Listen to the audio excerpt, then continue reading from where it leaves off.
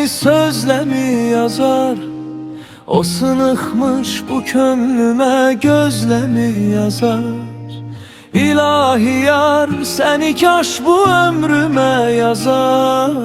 Ben bu ömrü sen olmasan böyle neylerem?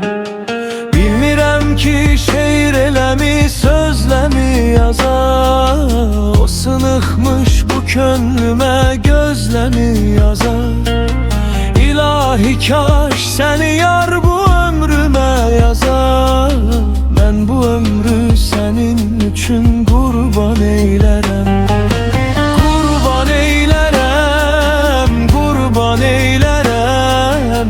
Ben bu ömrü senin üçün kurban eylerem. Kurban eylerem, kurban eylerem. Ben bu ömrü senin üçün kurban eylerem.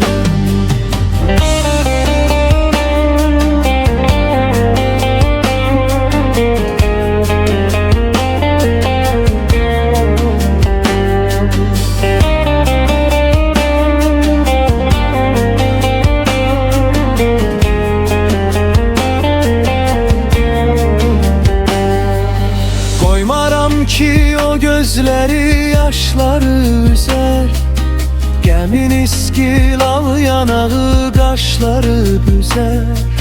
Məni Rəbbim o gəldiyin yollara düzer.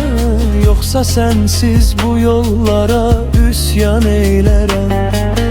Qoymaram ki o gözləri yaşları üzer, Gəmin iskil al yanağı qaşları büzer. Məni Rəbbim o gəldiyin yollara düzer. Mən bu ömrü senin üçün kurban eylərəm. Kurban eylərəm, kurban eylərəm. Mən bu ömrü senin üçün kurban eylərəm. Kurban eylərəm, kurban eylərəm. Mən bu ömrü senin üçün kurban eylərəm.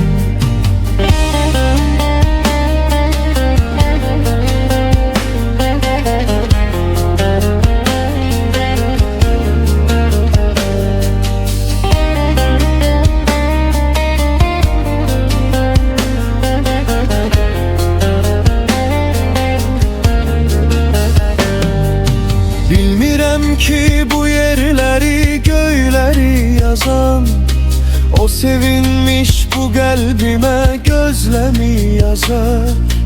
İlahi yar, seni kaş bu ömrüme yazar.